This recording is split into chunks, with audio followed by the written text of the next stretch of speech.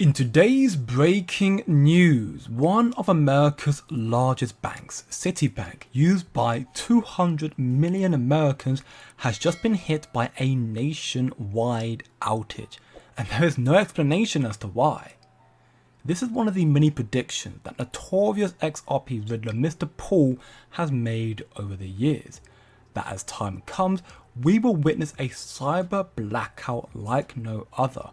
He predicted it with Citi, as we can see here, and they won't be the only bank or digital infrastructure that experiences unexpected outages.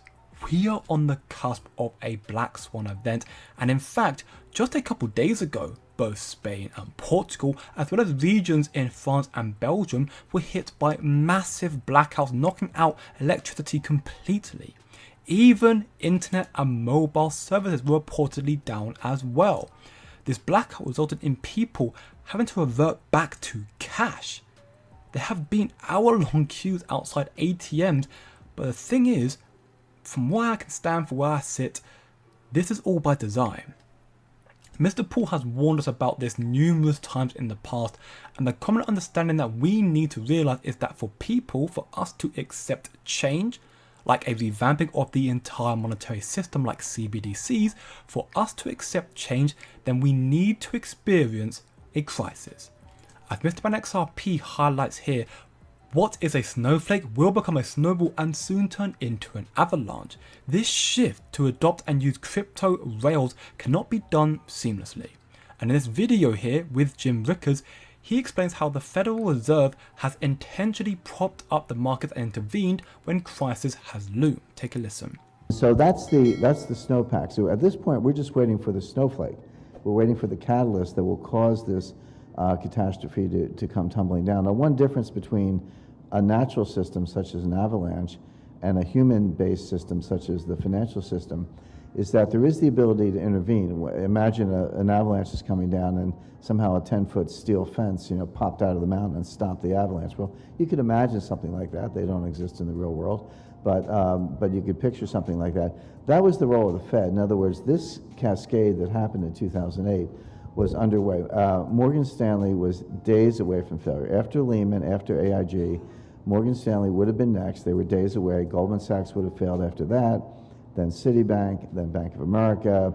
Who knows about JP Morgan, maybe, maybe not, but in all likelihood, yes, that all the major banks would have failed.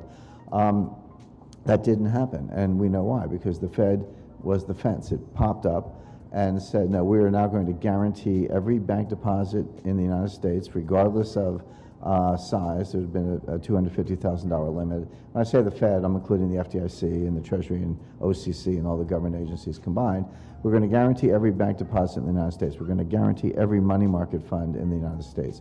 We will not only start printing money by the trillions, but they engaged in tens of trillions of dollars of, at the time, undisclosed swap arrangements with the European Central Bank, because the European banks had dollar liabilities. They owed dollars to U.S. money market funds.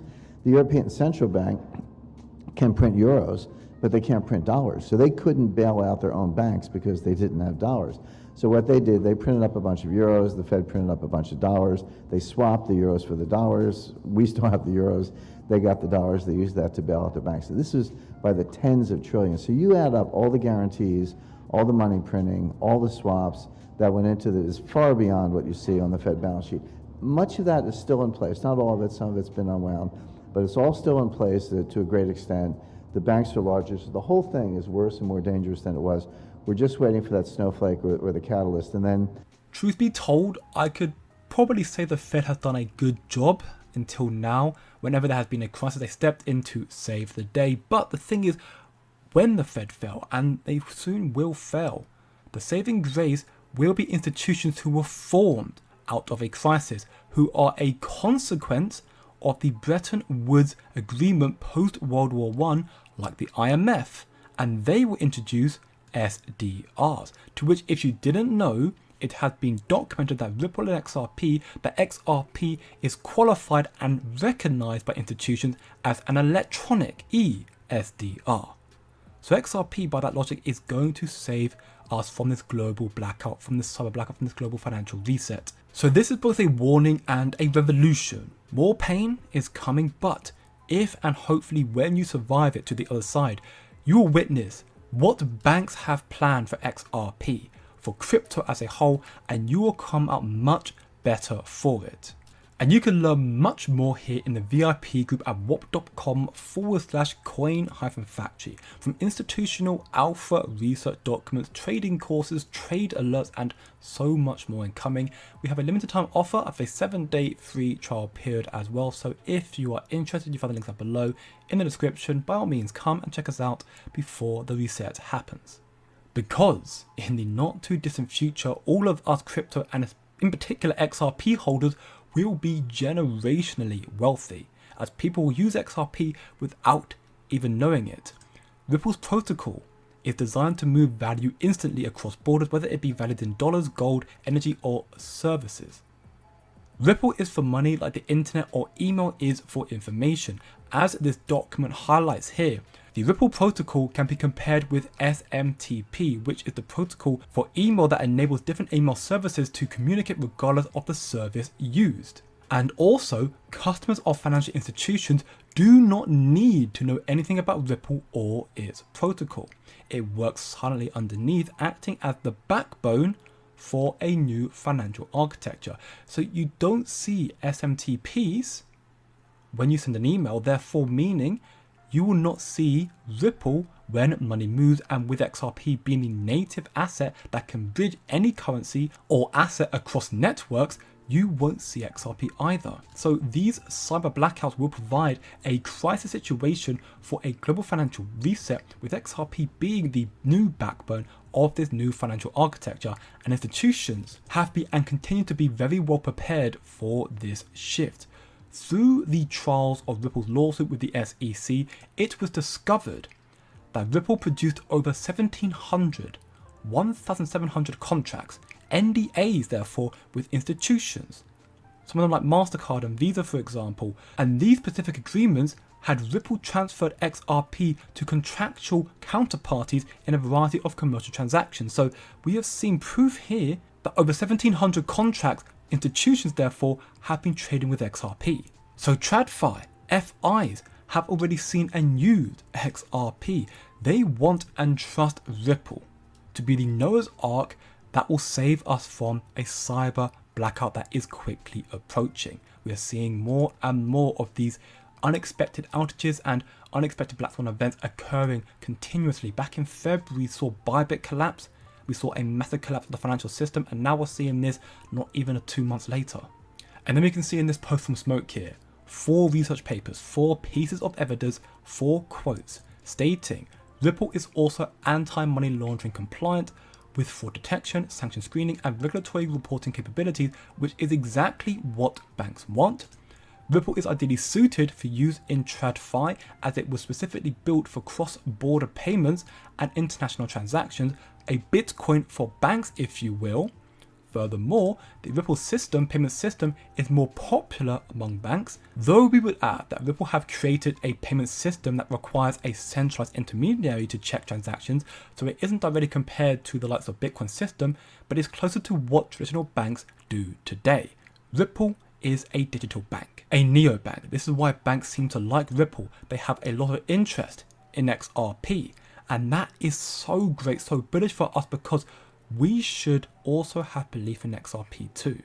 These cyber blackouts, these black swan events, the global elite schemes to reset the financial system, people are waking up to the corruption, which Professor St. Onge highlights in his video here. Listen very closely.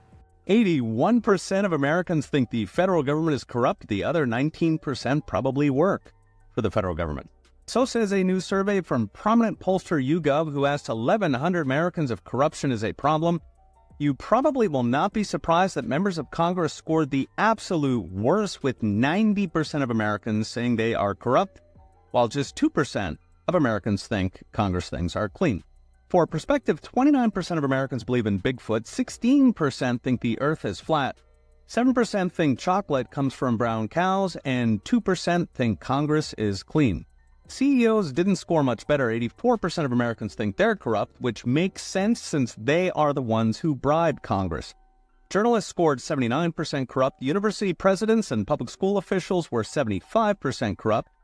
Even doctors took a hit after their COVID catastrophe, with 73% of Americans saying doctors are corrupt, and just 1 in 5 saying doctors are honorable people. Interestingly, the results did not change much by political party. Democrats are slightly more skeptical of Congress and CEOs. Republicans are more skeptical of journalists and public schools. But across the board, Americans are convinced we are ruled by thieves and criminals. It's a pretty shabby showing for our self-styled elite. And thanks to Doge, we are finding the reason an establishment that lives off thieving hundreds of billions of dollars to impose their authoritarian technocratic utopia upon the country, while divvying us up like pirates' booty. This all gives context to Donald Trump's efforts to bring down the columns of the temple to crash the system in a hard reboot that removes this criminal elite in favor of the American people, once again seizing our own destiny. Of course, that's up against the thieving and very well-funded criminals themselves, who use everything from public schools and captured universities to media, Hollywood, and the lobbyist-fueled lawfare industrial complex to gaslight voters, dissipating their anger into what you gonna do resignation. So what's next? Brought to you by Unchained.com. I suspect these numbers will be broadly similar across the world, in Europe or Canada, certainly in Latin America. Even worse in places like Japan or Korea, where public support of government regularly scores in the 20s. A few years ago, there was a fascinating study by Princeton researchers that found how much voters like a policy has literally zero correlation to whether it becomes law. In other words, democracy demonstrably is not working. Our laws are captured by special interests. It's partly why I'm optimistic about populism. The same corrupt machine that tries to stamp us out is the very reason we are winning. Last week I mentioned how Congress is trying to respend the Doge savings to the point Doge may not succeed in cutting anything. It might just repurpose money from transgender operas to border walls. But even if that happens, the most long-lasting legacy of Doge is the industrial-scale corruption is exposed in America and around the world. When 2% of voters think the system is clean, we have a systems-level failure. Doge gave us a path to fix it that is gradually breaking through the media shield. On the other side, we get a democracy that voters can actually believe in again. Seemingly, the agenda of Trump and Doge is to force an economic collapse, to force black swan events, which will cause panic, FUD, and that will also allow for a great financial reset to happen when there's a crisis happening, banks going down. Look for 24/7 seamless transactions with blockchain technology that can save the day, that won't go down. XRP, therefore, could step in and save the day. It's been acknowledged as an ESDR, and therefore its future is set in stone. Come check out the VIP group to learn a lot more, and remember, don't look short term, think long term, and I'll see you in the next one.